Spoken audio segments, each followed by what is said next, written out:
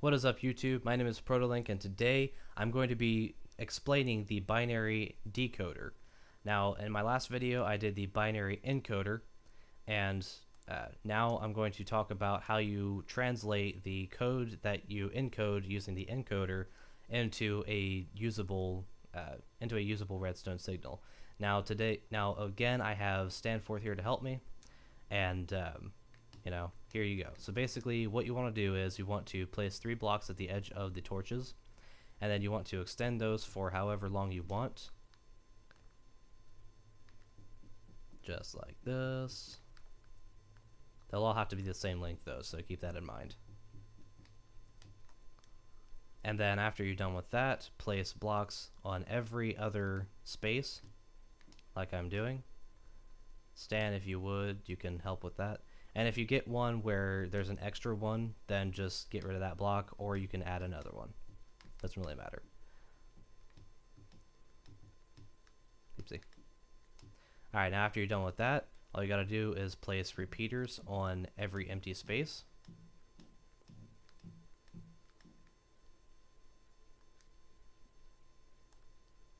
Just like that. Oopsie. And then you want to place redstone torches on top of all the blocks.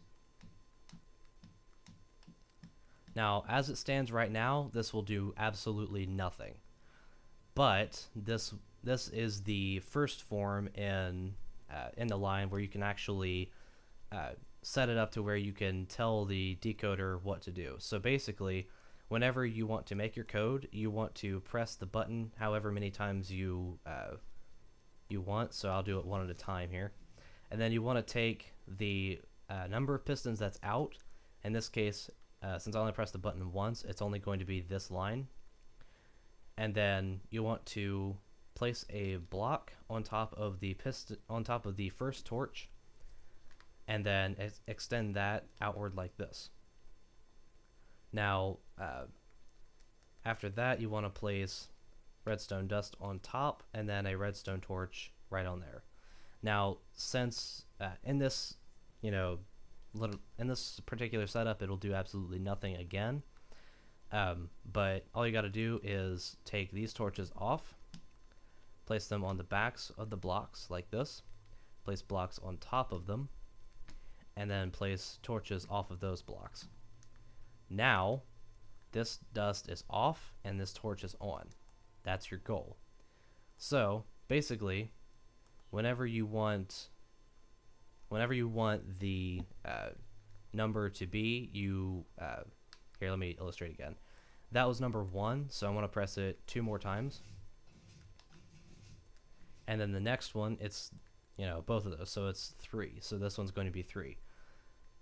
And then all you got to do is place a block on top of the 2 torches that are unlit.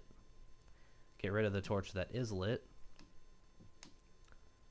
Place a torch on the back of the block where the lit torch was, and then do that. And then place dust along the top and a torch right there. Now, in order to illustrate further, I'm going to add redstone lamps on the edges of these things. Right now, that's number 3 and it's lit. Now if we go back over here and press it 2 more times.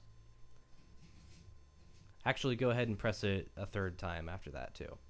So that's 3, and then stop right there.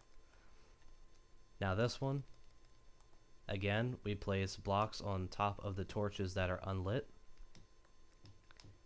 And then we get rid of the torch that's lit. Place the torch on the back of the block. Place a block on top of the torch, and then place a torch on that block. And then if we do that, this torch will be lit, and there it is. There we go. And basically you can continue that way. I would not recommend, however, going through and encoding one that's after these things have recycled, because then it kind of defeats the purpose. If you start playing around with it, you'll see why. But anyways, now this obviously is 1 button press. This is 3 button presses, and this is 6 button presses. I believe that's what we encoded. So if I build off of this thing, I can build the reset, which I forgot to do in the last video, but that's alright. Reset's really simple. All you gotta do is do the thing that I told you not to do, and place a button off of this before the monostable.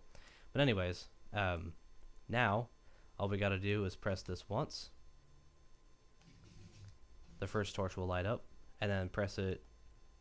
That's 2 and 3, and the middle one lights up, and then 4, 5, 6, and the third one lights up. So yeah, that's basically what the decoder does. It's extremely simple to make and to understand. It's easier to understand than the encoder itself. So that's basically all I'm going to do for this video. In the next video, I will show you how to make the third part, and I might have to think about that for a minute, how I did it, but anyways, and then I'll do the door in the same video. So thank you all for watching, and I will see you then.